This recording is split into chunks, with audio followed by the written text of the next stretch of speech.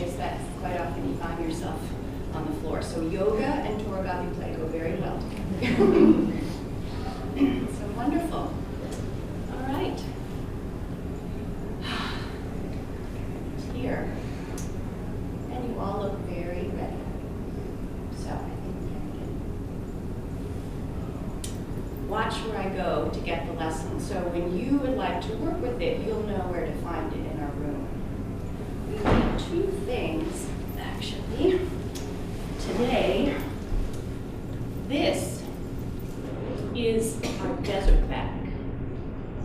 So many wonderful and important things happen to the people of God in the desert that we just want to have a part of it in our classroom. It's not the whole desert, but just a part, so we know what it's like.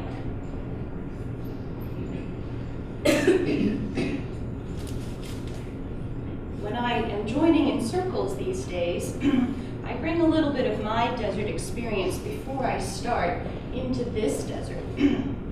My family, a few years ago, had the opportunity to live in India, and in December of that year, we went and we had our desert experience of riding camels and sleeping in the desert. And it helps me to remember what the desert is like from my time in the Great Thar Desert. So I brought back some of the sand from that desert, and now when I tell a story, I'll just add a little bit of that desert that was my desert into our story, just to remind me what it's like.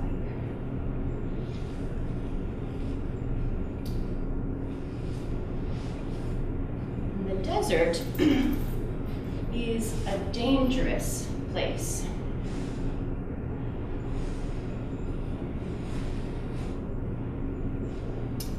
It is always moving, so sometimes you can lose your way. There is very little water, so you can get thirsty. And if no water is found, you can die. The desert is very hot during the day. The sun can burn your skin. And at night it is cold, so people wear many clothes to protect themselves from the sun and from the sand that can sting your skin when the wind blows. It is a dangerous place, and people don't go into the desert unless they really have to.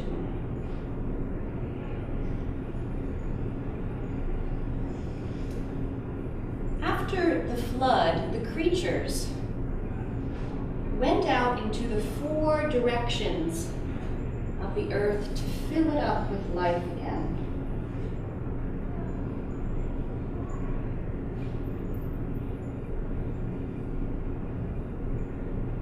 And many of them settled along the rivers.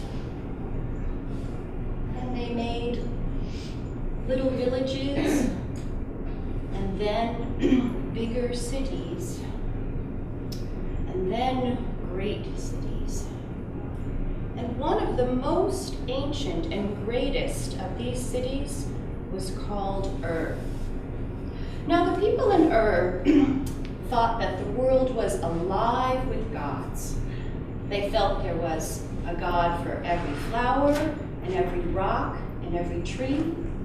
There was a god of the sky and the clouds and the land and the water. The world was filled with gods. But there was one family who thought that maybe our God was everywhere.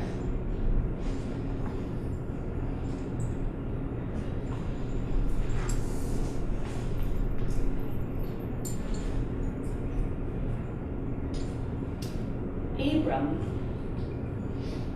and Sarai were members of that family. And when it came time for them to move to a new place, they weren't sure if God would be there or what it would be like. But they packed up all of their belongings and started out on their journey. They brought their sheep and their donkeys, and the old people and the children went too.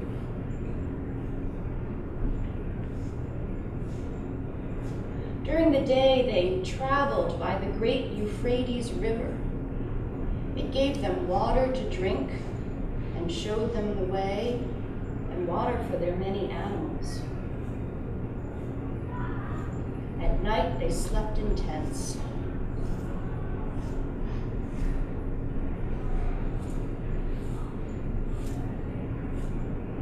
It took a long time.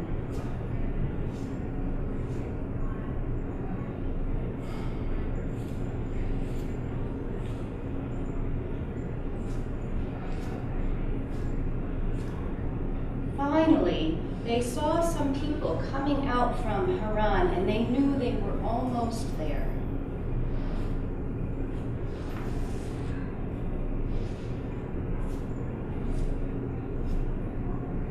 Then they were there.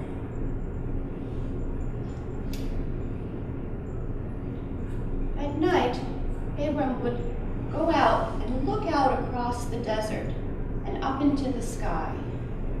And God came so close to Abram, and Abram came so close to God, that he knew what God was calling him to do. God wanted Abram and Sarai and the family to travel to a new place. And so that is what they did. Once again, they packed up their belongings and they set off across the desert towards Canaan. Abram's brother's son Lot went with them as well. But this time there was no river to show the way or to give them water.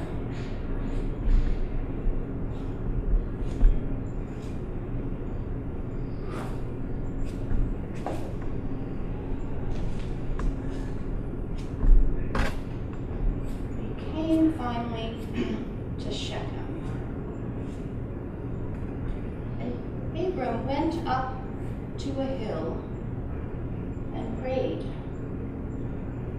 And God was there too.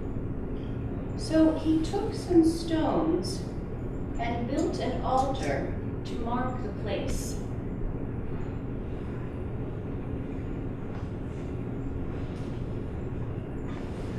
And then they traveled on.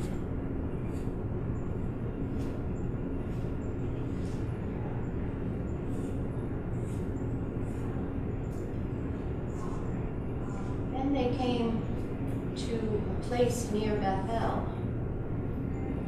And Abram went off and prayed, and God was there too. God was just not in one place or the other, but all of God was everywhere, in this place too. So he took some stones and built an altar to mark the place.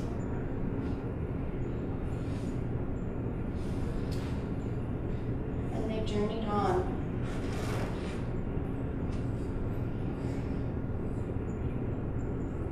And finally, they came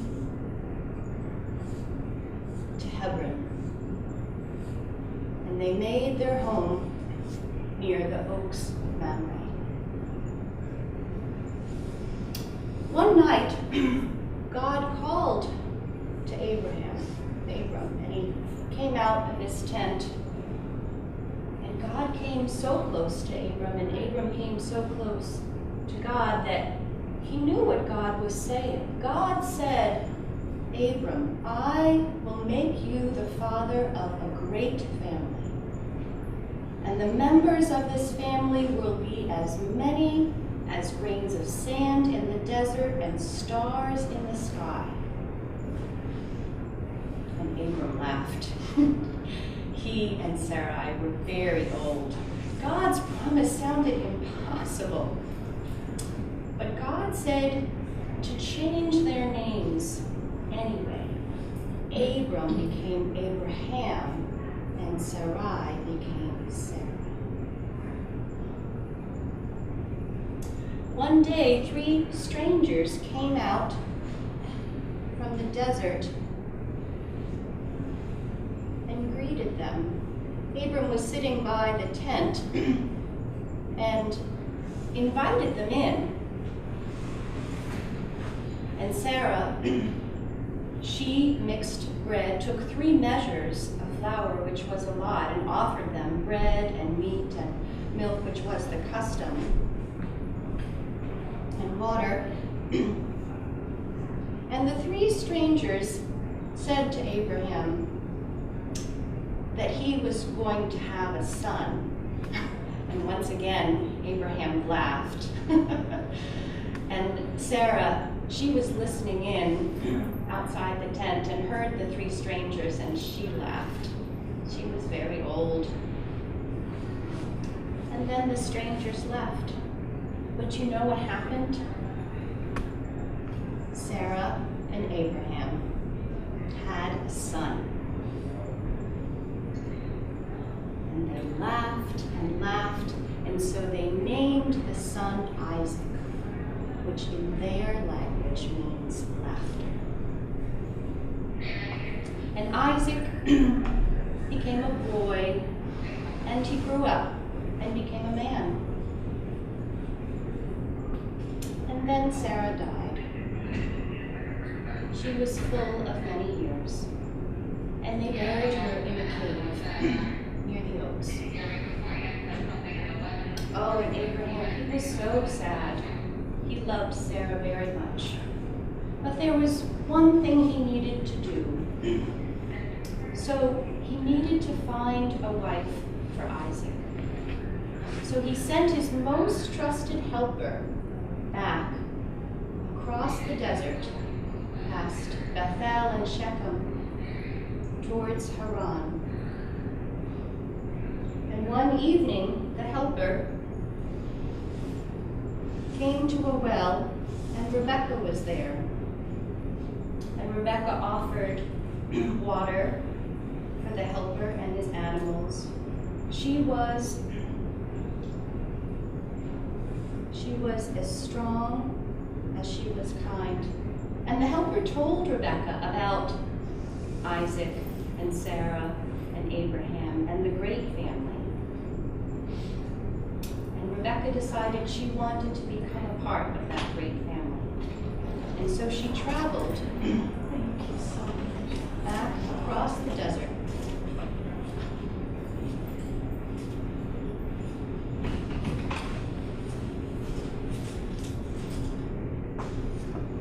When she finally got close, Isaac came out to greet her.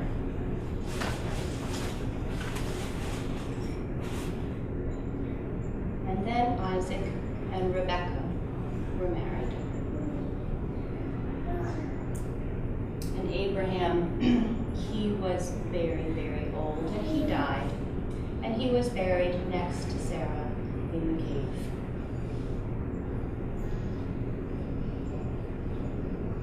And then Isaac and Rebekah had children. And then their children had children. And their children had children. And then your grandfather and grandmother had children. And your mother and father had children. And now we are all part of the great family, with as many members as there are stars in the sky and grains of sand in the desert.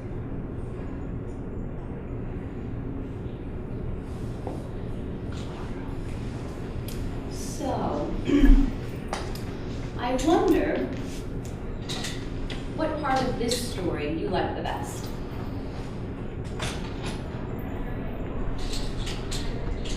I like that he used few items and they're not, you use the yarn to identify the weavers. And the CDs were only 2. So it's really simple, but then you delivered everything that was in the story. I liked the noise that Abraham and Sarah made when they walked through the desert. It was a long journey. And hearing the sand under their feet. I loved all of it, but I especially loved at the end when you connected my presence to that story that started so many years ago. That we are all part of it.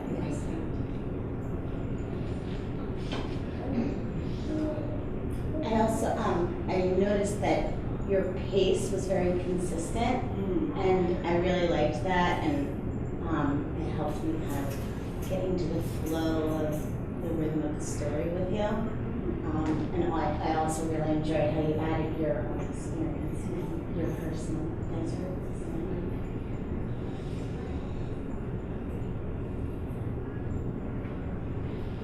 I wonder what part of the story is the most important part.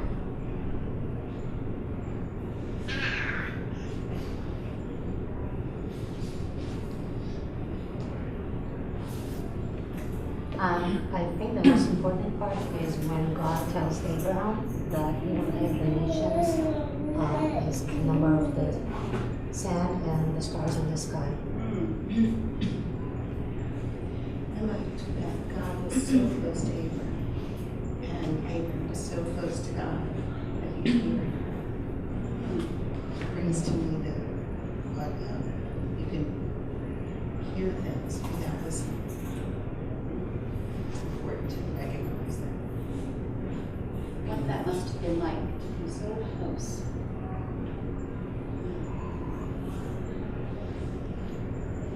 I thought it was really striking when they left following, they stopped following the river and knew where to go. They kind of, once again, had to move on, right? Without really knowing the water. And that felt very connected to me with them knowing that God was there. And the knowledge, the discovery that God was everywhere. God was here, and God was there, and God was... Yeah. I like how the whole story from the constantly using that stuff as a desert, and how you kind of talking when you experience this when you were a child, and kind of compare that, it's kind of personalize how you open this statement and goes along with your stuff.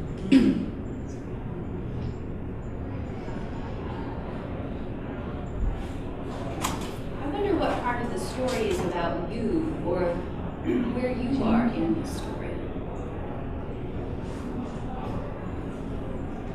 In a way, we're in the whole story because of the way you connected us, our generation, to past generations.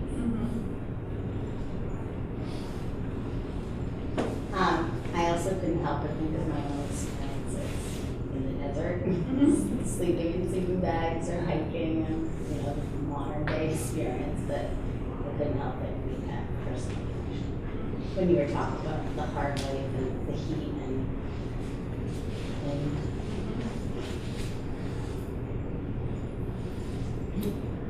The peace allowed the listeners to fill in their own stories, to connect. You didn't go so quickly that you weren't on to the next one. But also, because of the simplicity of the prompts, you can add your own imagination to it. So that it was a journey. And I think that we're all kind of on that journey to make, have connections with other people, with God.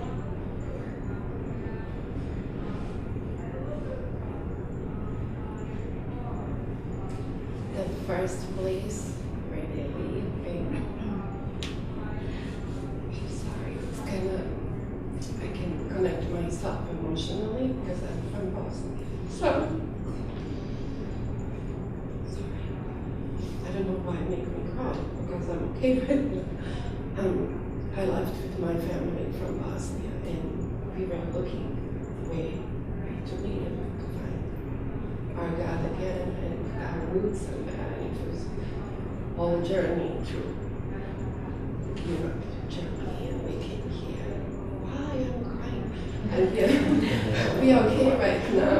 We found our place, but it's like reminds me it's not always easy. You're trying to find.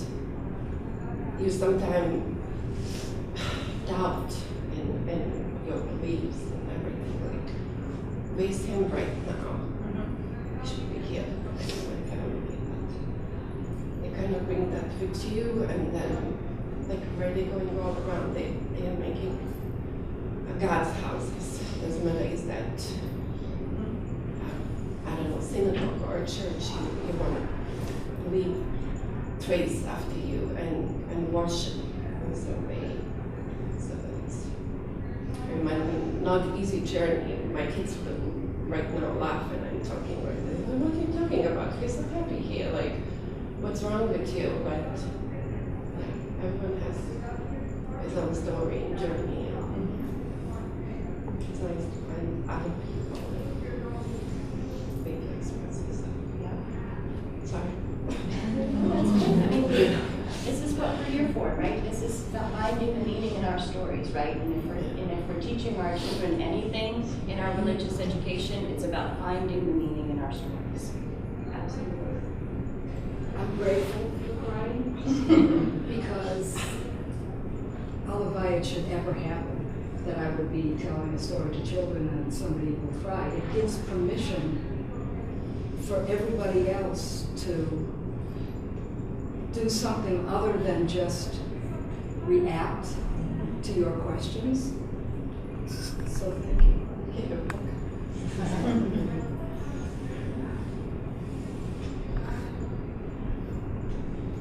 I wonder, I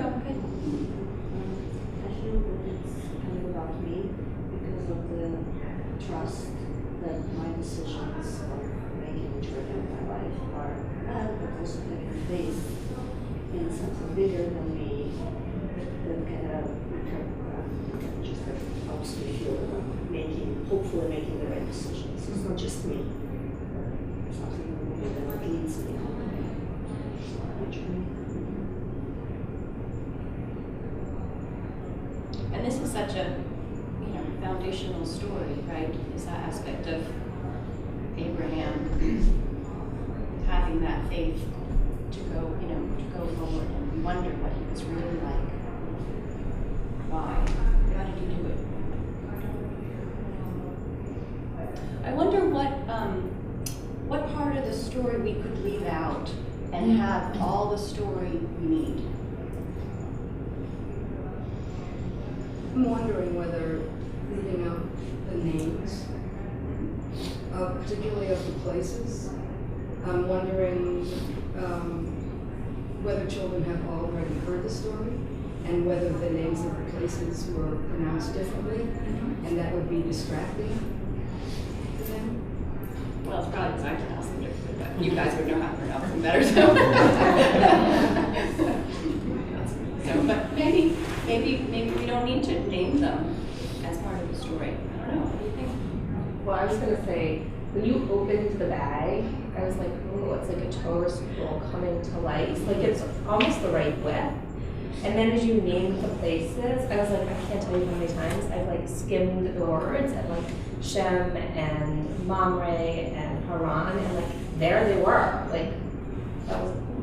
Because it did actually happen in a real place, right? Right. There were places Right. it did, And it stopped. Like so, I. So that was helpful for Was you. really So you think we should keep them in? Yeah, I definitely think you should keep the names because I'm Israeli and I've been to Kevel, which is the burial place for so I think it's like it starts in Ur and then it goes to different places and then they arrive at Canaan, which is Israel today. So I think places are very important for this story. in the beginning when you were talking about how scary the conditions in the desert could be, I wasn't sure if you were modeling how you might actually freeze that to a group of young children, but then when you said, oh, you could even die, that kind of got me a little nervous, and I